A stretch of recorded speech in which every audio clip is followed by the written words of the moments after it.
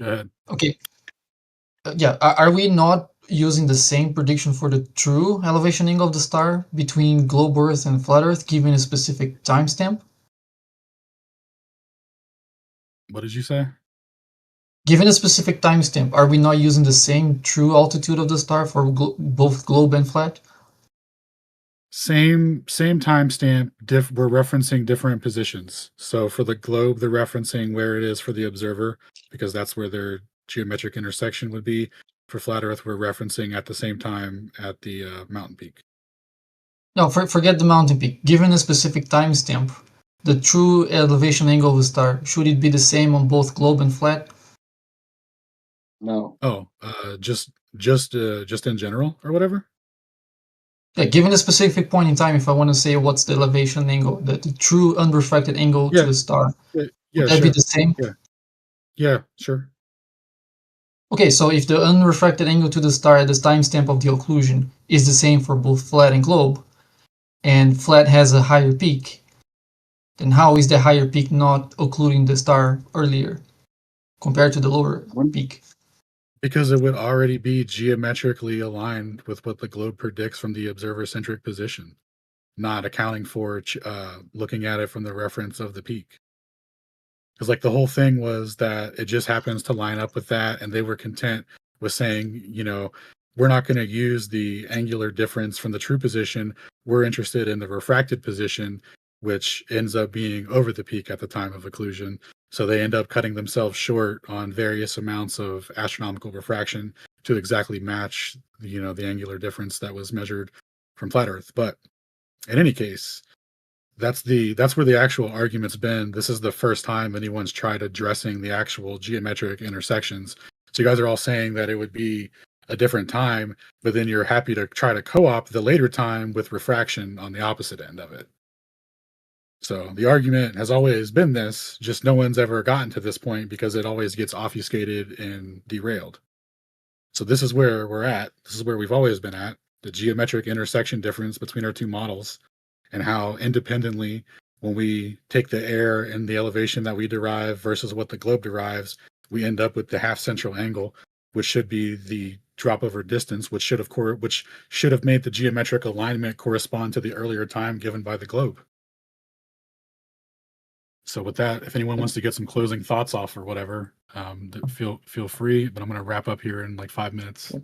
So this is my closing thoughts are when you edited that image, the entire reason why you edited that and teleported Nicki Minaj to the center of the Earth was because it changed the angle to the stars compared to an observer at the surface. But the premise was that the sky is equivalent of models, so the angles to the stars wouldn't change. So why did you have to do that in order to prove your point instead of keeping the observer at the same location, so the angle would be the same? Because a congruent triangle based off of the intersections of the light source and the observer would be different on a globe. It would be at that earlier timing. No, it wouldn't. If we agreed that the sky is going to be the same, in your demonstration, you didn't agree with your own premise. You edited the location of the observer to have a different angle to the stars, because in your drawing, the stars aren't infinitely far away. They are pretty close. So, changing the position of the observer will change the angle to them. Actually trying to conflate the supposed actual distance to them in 3D space has nothing to do with the use of the conceptual model that dictates 60 nautical miles per degree. That's all bound by the geocentric transformation, which introduces the central angle and half central angle for the Earth curve relationship. For there to be a change in angular position over distance. You guys are. Yeah. All right. Bacon, I will get back to you after I check out your math thing, and I'll let you know what's up with that. No, I made a bunch of them myself. All right. So the method. Does everybody accept the method? Which method? They've got 2 celestial theodolites in the spreadsheet. Do you with the original one or the new one? Oh, this shit again, Jesse. Yep. Yeah, no shit, dude. This is Holy fucking fucking shit! It never ended. ridiculous. It's like the same exact talking points. Facts. They It's the keep same wielding their argument. ugly face. The same arguments that Just they make answer. to It's a us simple because they question. know that we don't have the answers that they want to have. So it's, dude, it's a tactics. It's tactics, tactics, tactics. No, seriously, Alan has a separate celestial theodolite method to compare against the globe prediction that's different than the original one that he compares against the flat Earth prediction. For some reason, Okay, do you agree the with original one any of wouldn't the work methods? if Earth is not a flat. Okay, do you agree with any of the methods they use? Well, I'm not going to disagree with their method for a flat Earth. That's their. I'm not going to straw man them, but I do definitely disagree with their distorted version of the globe celestial theodolite because it is wrong. Okay, so you reject their method. All right. What about you, Bacon? Do you accept any of their methods, and do you reject any of their methods? I don't know their methods. Okay, then this is pointless to talk Yo, about. Jesse, why And do you're you telling me incorporate? that I'm not listening, and dude, that's fucked up. He was just sitting here and he explained it word for Hold on a word. Like, second. what? Hold on a second. You cut me off. I was asking a Sorry. question. I know you were trying to get in. Jesse, why do Okay, you sorry. incorporate refraction and cell refraction What's that? into your celestial theodolite? Why do you incorporate refraction and celestial refraction into your spreadsheet? Into the globe version of the celestial theodolite?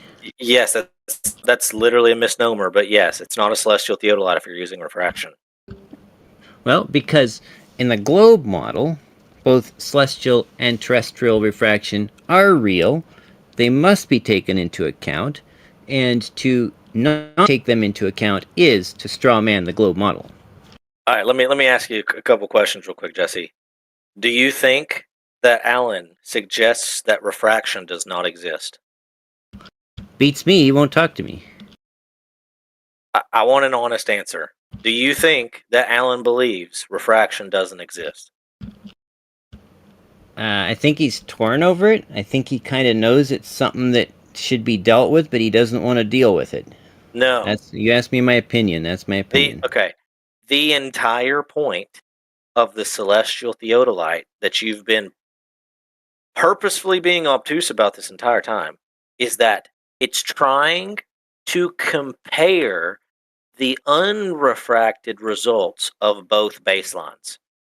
Then what you do is you come along and you say, I'm going to selectively implement refraction into only the globe while leaving the FE unrefracted, and say that, look, once I add in two forms of quote unquote refraction as corrections into my model, it makes a better prediction than theirs. When the entire point of their Cel-Theo was to account for the comparisons between the baselines themselves, not incorporating refraction. Do you see why what you're doing is disingenuous? If you were to take refraction and then like whatever kind, terrestrial, celestial, both, if you were to take that and equally apply it to both the globe and flat, you would cause both of them to grow closer to the raw angle, not just the globe. But you say, I get to apply corrections to only the globe, but not the flat. And look, when I apply corrections to only one of them, the one I apply corrections to suddenly gets closer than the one that doesn't have them. What kind of a point are you even trying to make here, bro? That's a terrible argument. Okay, so first of all, why can't I correctly represent the globe in the globe celestial theodolite? He also selectively modified the method for the globe. He's not using the same method for the globe to compare to globe as to compare to the flat Earth prediction. So You want to know why? you asked. Hold on. You asked me a point blank question and you made me answer it. So I'm gonna ask you a question and I'm asking you do the same favor for me. Is it your claim, or Alan's claim, I don't care either one, that the original method, atmosphere off, at the peak, is it your claim that that gives the true geometric angle to the mountain, regardless of whether Earth is flat or globe? Either way, it would...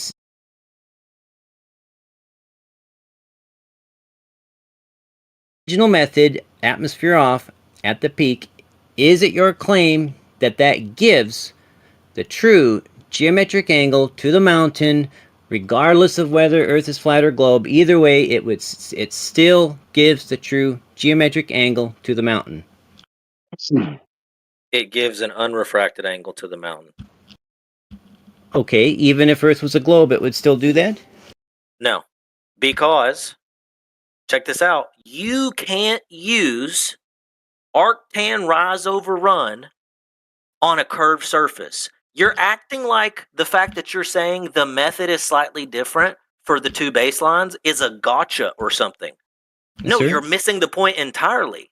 You can't use arctan rise over run on a curved on a spherical surface because you can't have the same exact angle to the star all the way from the mountain peak to a distant observer on a curved surface, because the curved surface curves away, the angle would be continuously changing. So for you to claim that since he's not doing that for the globe, he's cheating is dumb. That doesn't even make sense. You can't have a continuous angle unless it's a straight line across the entire baseline. You can't have that unless it's a flat baseline. What he does for the glob is he says, okay, let's just compare where the star is supposed to be with where the mountain's supposed to be and see if they overlap at the time of occlusion. Oh, look, they don't. They're off by this much. Okay, true position versus true position here, way off.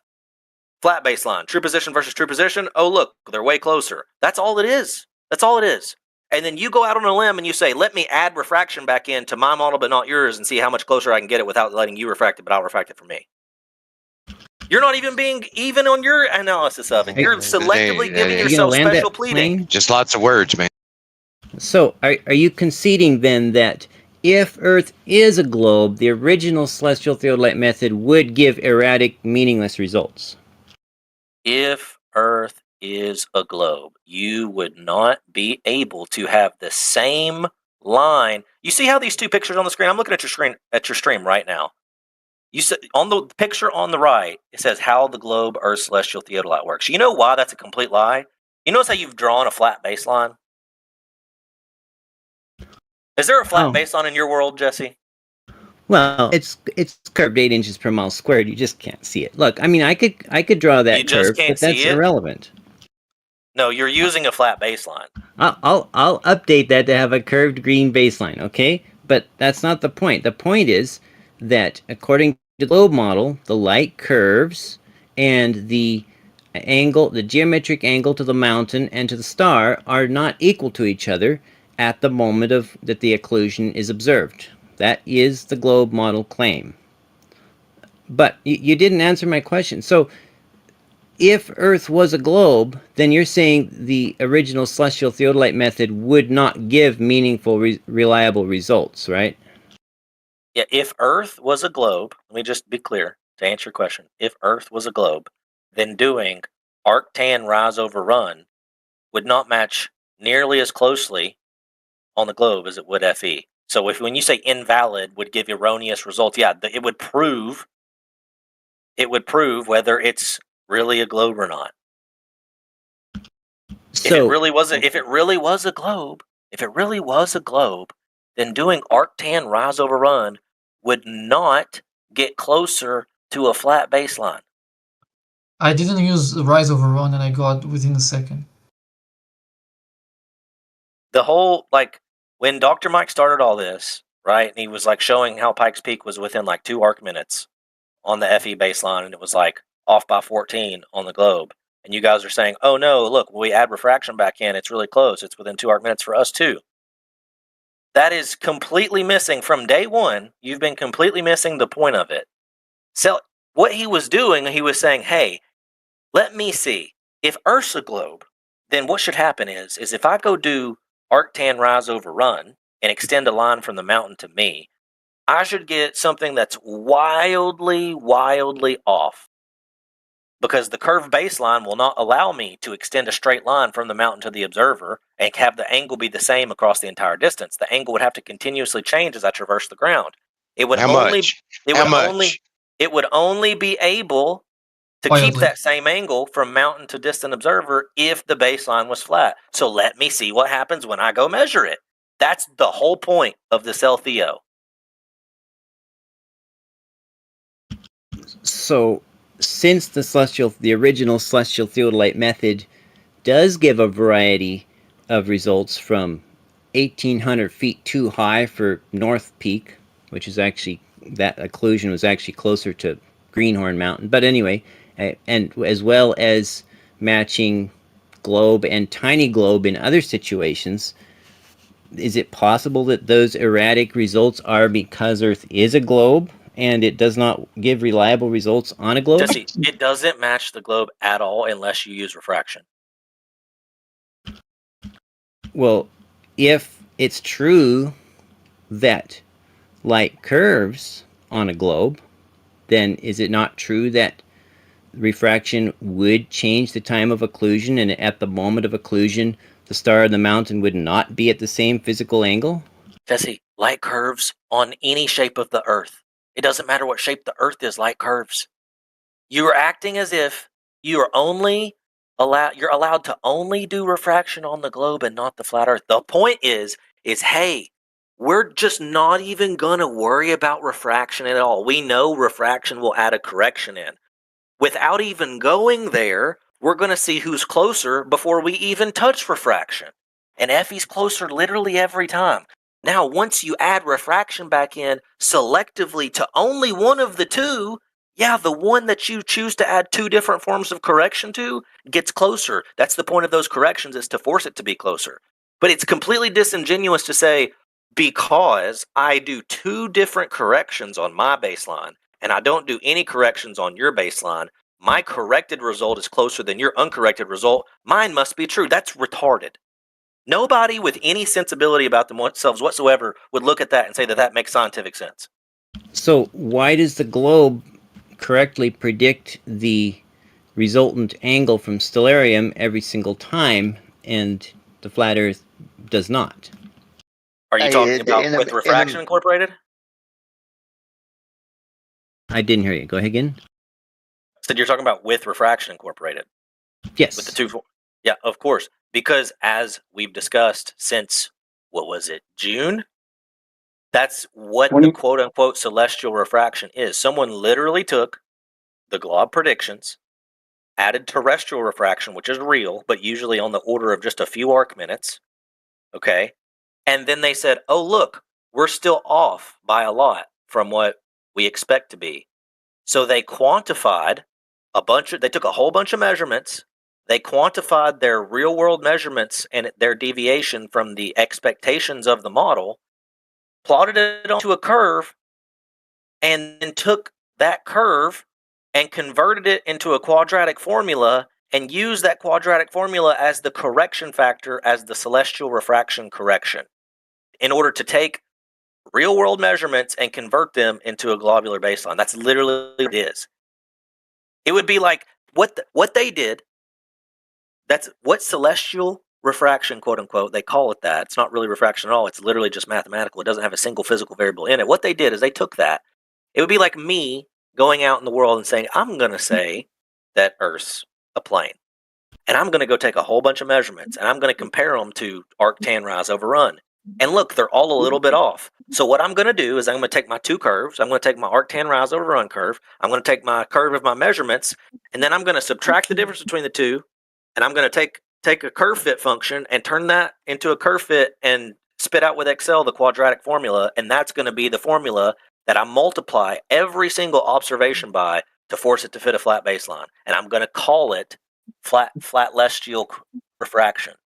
So every time you go, you need to do a flat celestial refraction correction on all your measurements. And then when you compare me to the globe, I'm going to say, hey, let's take the globe's unrefracted angle, and I'm going to take my FE angle and apply flat celestial refraction to it and show you how much closer I am. That's literally what you're doing, just in reverse. Everything I just said is literally what you're doing in reverse. So don't you just go take an angle and compare it and see what it is? Isn't that all you do? No, that's not all you do. That's all you're supposed to do. That's not what Jesse does. He adds two different forms of correction in it, as I just explained. No, Can no, I Jesse. ask you a Is that true, Jesse? Is that true, Jesse? So Alan has two celestial theodolite methods in his spreadsheet, one which is simply, which is stellarium at the peak with atmosphere off, and he compares that to the flat Earth because sometimes it's close, sometimes it matches globe, sometimes anyway. But he has a second version where he has stellarium at the observer location with atmosphere also off, which never ever matches globe because astronomic refraction is actually pretty large compared to these angles, and that's what he compares to the predicted geometric angle to the mountain peak on the globe. So I created a globe version of the celestial theodolite that doesn't strawman the globe like that and does include the claimed globe refraction. And then it does match it matches all of the data points, not just a few that happen to match. You Couldn't said you you're just say using yes? It would have Wait, been wait. so much easier if you just said yes to left lane. Yeah, he's doing that. He's doing two different forms of correction, but he's dressing it up in a million different words so the people who are finding it hard to follow will think that he said something. Yes, left lane. He's doing the thing that I said he's doing. But only to the globe version. I'm not strawmanning the original flat Earth version. I'm only making Oh my the gosh. globe version match the globe model. Okay, so you agreed with everything I said. Is there anything I said that you disagree with? Probably, but I'm really more interested in this key point. Fraction on the globe. Refraction would change the time of occlusion, and at the moment of occlusion, the star and the mountain would not be at the same physical angle? Jesse, light curves on any shape of the Earth. It doesn't matter what shape the Earth is, light curves. You are acting as if you're allowed to only do refraction on the globe and not the flat Earth. The point is hey, we're just not even gonna worry about refraction at all. We know refraction will add a correction in. Without even going there, we're gonna see who's closer before we even touch refraction. And Effie's closer literally every time. Now, once you add refraction back in selectively to only one of the two, yeah, the one that you choose to add two different forms of correction to gets closer. That's the point of those corrections, is to force it to be closer. But it's completely disingenuous to say, because I do two different corrections on my baseline, and I don't do any corrections on your baseline, my corrected result is closer than your uncorrected result. Mine must be true. That's retarded. Nobody with any sensibility about themselves whatsoever would look at that and say that that makes scientific sense. Only making Oh my the gosh. few that happen to match. You Couldn't said you you're just say using yes? It Wait, would have wait, been wait. so much easier if you just said yes to left lane. Yeah, he's doing that. He's doing two different forms of correction, but he's dressing it up in a million different words so the people who are finding it hard to follow will think that he said something. Yes, left lane. He's doing the thing that I said he's doing. But only to the globe version. I'm not strawmanning the original flat Earth version. I'm only making Oh my the gosh. globe version match the globe model. Okay, so you agreed with everything I said. Is there anything I said that you disagree with? Probably, but I'm really more interested in this key point. If So you can't tell me. You can't wait. You can't tell me anything you disagreed with. So what I said was an accurate representation of what you're doing. I'm personally not sure what all you said. Sir, you rambled for a long time. No, he did not. He was very concise and he was very on point. Can you repeat it? Oh, he got a cheerleader. It's good we know that. But this is a key question. If, and I've made, and oh look, I even made my ground curved for you here. Just thank you. But if the light curved, then is it not true that the physical angle to the mountain would not be equal to the physical angle of the star at the moment that the occlusion was observed? Is that true? Just like yes or no, can you? May you? If the light curved, of course, there would be a slight deviation between its apparent position and its true position. But once again, you can't selectively choose to apply refraction corrections to one model and not the other and then say the model that got corrected is better. That's retarded. Well, look, I mean, I represent the globe in this, so I applied proper globe representation to the globe representation. Okay. Yeah. Okay. I mean, I would be glad to add in refraction to the flat Earth model, but you know, they aren't going to like it. You aren't going to like it. I just represent exactly what Alan has in his spreadsheet. I put in my spreadsheet for the flat Earth. I'm not straw manning the flat Earth. If they want to predict, You're straw manning the celestial theodolite, dude. You're literally saying, hey, I'm going to take the everyday prediction of glob with refraction and quote unquote celestial refraction incorporated, and I'm just going to see what that is. and then you're going to come along with some other method, and I'm going to completely discard your method whatsoever anytime it makes a prediction about my model, but I'm going to accept it when it comes to your model, but I'm not going to accept the premises of your method at all. I'm just going to take the end result with no consideration of the premises of the method whatsoever, and I'm going to compare your end result to my result with a bunch of predictions inserted and see which one is closer. That's not valid. Let me ask you, let me see how honest you are, Jesse. Does refraction exist regardless of the shape of the ground? Oh, sure. Okay. So if refraction exists, then in order to be truly accurate, wouldn't one need to account for it? I say so, but I'm not the Okay. one that came up with the original celestial theodolite that Okay. doesn't. Okay, Jesse. So once you have this method that's comparing two true positions to one another, then since you just acknowledged in order to make things quote unquote truly accurate, you would need to account for refraction, does it therefore make sense to apply refraction to only one set of the predictions and not the other? If you're being honest? I did not apply refraction to any predictions. I applied it to the method for calculating the mountain height according to Observations. the globe's celestial theodolite. Observations, Jesse. Does it make The- sense to apply refraction to only one set of observations? There is only one set of observations. Under only- one model assumption. Look, You see how I've you got won't answer my question? Look, yeah, you won't answer my question because the answer is obvious, but you're trying to just not address the fact that everybody here is aware of what you're doing. You're invoking special pleading for your model to where you can invoke two different sets of corrections, one of which was custom tailored and is purely mathematical and not physical, in order to try to make your model conform to the observations and not do any corrections to the other model, leaving it alone as the true So, position. yeah, leave it comparison that alone. It is, Otherwise, true- strawman it. leaving it as the true position comparison that it is, while not allowing your true position to be compared, but saying, I won't let you look at my true position. I'll only let you look at my double corrected refracted position. That's what you're doing. I don't care if Alan accounts for refraction in his formula. I don't. But as far as I know, at the time I created this, he had not, so I did not strawman him. If I had put refraction correction in his method, he would have said I was strawmanning him, right? Let's see if you're Can you honest answer on that? this Yes. point. Yes or no? Let's see. I don't know what he would have said. I'm not him, but let me see how honest you are. Is the celestial theodolite FE baseline prediction closer to the observations than the GE unrefracted prediction? True position versus true position. Is FE closer, yes or no?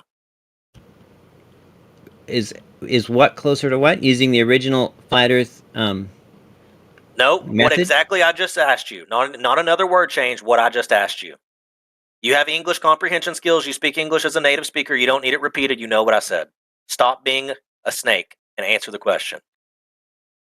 Okay, so using the original celestial theodolite method. That's not what I said. I said comparing true position to true position.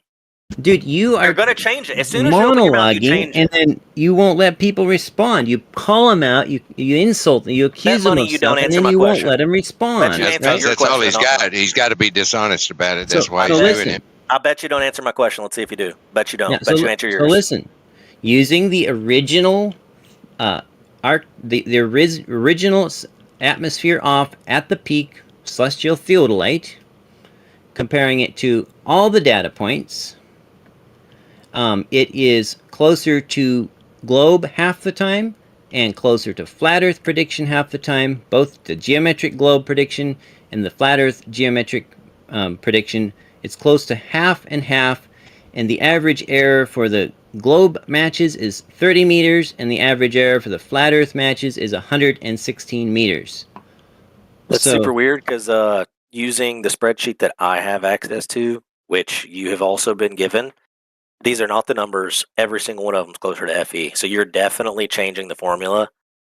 Well, that's because he went in and, as you said, selectively compared the globe prediction to something else, something other than what he was comparing the flat Earth prediction. He was comparing it to the atmosphere off at the observer location from stellarium, Yeah, that's what which you would do if it never was a ever sphere. hold on, dude, which would never ever match at observable reality because refraction is a real thing. He was seriously strawmanning by refusing to acknowledge refraction in the globe model. So I won my Of course, bet. the You didn't globe answer my model question. without refraction will not match the real globe, right? So my question, which was really simple, if you compare true position to true position, which is what you were just explaining at length, very much length, Effie's closer. Weird how you wouldn't answer that. It's not closer. It is Look. closer. Oh, you what? Where did you get that? Did Okay. you not hear what he just said? He said Yeah, that he yeah, had I to did. change it. You didn't hear it. Okay, let's look at the Edie's Hook to Blinn Mountain. Okay. Hey, I'm gonna when go- you're finished, Jesse, I got something to ask you, if that's all right. But go ahead. No, I'm going to continue talking. He's not going I'm to saying, sit go here and ahead. lie to the whole room. Like, Jesse, you are an exposed liar. You're literally a internet Oh, there it psychopath. is. There it No, is. Yeah, You drop are the an meta. internet psychopath. Every single chance you get, you There it malign is. and There it is. misrepresent everything everyone else says. You literally wait for them to leave, and then you come you behind their got- back like a you snake and got- start no, they lying run about away. everything They everyone run does. away. I have to wait for them to leave because they just mute me if I say anything during the Q&A, okay? That's So because don't you've blame lied that on so me. many times that no one can trust a word that comes out of your mouth. Anyone in here who has been around any length of time knows how much you have lied over the course of these ordeals. Okay. Why did they It's run yeah, away when he insane. shows up? Well, why did they run away when he shows up? They don't run away when he shows up, Left Lane. Every time. Jesse has been caught lying so many times it's retarded. And that's according to you. And he continues repeating No, this. that's according to recording evidence. Dude, you say that, but it's you can't ongoing. show it. Show it. Yeah, you Get the can't- you evidence. can't Bring the demonstrate. evidence. Jesse, Of you getting it's been of shown you so getting many called times, out, and then you just don't address it. Literally, every time someone calls you out on a lie, you do this thing that you're doing right now that you've been doing with me this whole conversation, and you say, oh, well, let me ignore everything you just said because you just talk a lot, and I want to talk about what I want to talk about. Well, let's get away from the meta for a second. Let me ask you a direct question, simple geometric I'm talking question. to him, not you. A simple I'm talking to geometric Jesse, not- question. Oh, you don't want me to ask it. Do you know what I'm going to ask? How is it that they claim the occlusion occurs later on the flat Earth than on the globe Earth? there is no claim. What do you mean later, bro? It's all relative to an angle. Later, earlier, either way, it's about the difference in timing. Well, if the mountain drops on the globe Earth, how is it that it occludes earlier on the globe Earth? How is it that it Left Lane? Once Can I rephrase that question? again, it's about which one has a greater absolute value of deviation from the baseline prediction. What Well, I Jesse see- has done clarify. is he has changed. That spreadsheet he's showing you right now, or he was just showing a second ago. He's doing stuff right now. He has changed the method so that it does not show true position versus true position. And he acknowledged that in that extremely long-winded way, which you would only be able to follow if you paid very close attention because he talks so long and said so many things that were off topic. But what he's done is he's taken Allen's method, where Allen compared the true position from a flat baseline assumption with the true position of a globular assumption. He used stellarium, which is what globe has to acknowledge is real. And he said, what's the true position of the star, which is acknowledged? What's the true position of the mountain, which is acknowledged? And he says, do these match? And they don't. And they're off by a certain amount, which is also acknowledged. All the numbers he uses are acknowledged as true by your paradigm.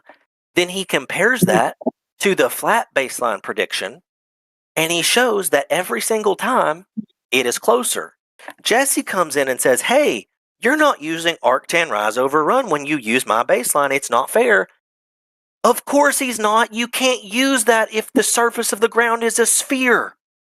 So he's literally being dishonest, knowingly trying to trick the people who are more simple-minded or who do not understand all these fine details in order to get you to think that Alan is doing something dishonest when the only person that's dishonest here is No, this Jesse. is Alan's claim. This is Alan's claim. This is what Alan was saying, not No. what Jesse's saying. What Alan said. Jesse does not honestly represent Alan. I'm or talking Dr. about Mike's Alan. method. I'm talking about Alan. What Alan said, not what Jesse said. Yeah, I just explained to you exactly what is going on Alan's spreadsheet. Okay, you can't answer it then. Okay, Bacon. Well, let maybe me you try can it. Let me clarify. try it. Yeah. Okay. Dude, So- so weak. Yeah, I got a question. Anyways, you guys, look, dude, I'm not Can I ask spending you an a hour in question? here. No, bro, I'm done with Well, this. then I just why you came in take here 20 because minutes every time? I know what's happening in here. This happens every time. Jesse comes in here, completely misrepresents Alan and Dr. Mike's stuff, and then lies and says a bunch of lies about the method. man. I came in here and heard it happening, and I called him out. Talk to me If then. you guys choose, if you guys choose to be misled by someone who's been exposed so many countless times for being a liar, then that's on you. You bear keep the own guilt gaslighting. You're of just being deceived. gaslighting at this point. I don't care I'm about in what here Jesse trying said. to I have help you a you question. guys to not be Well, deceived by this person who is a known liar. We're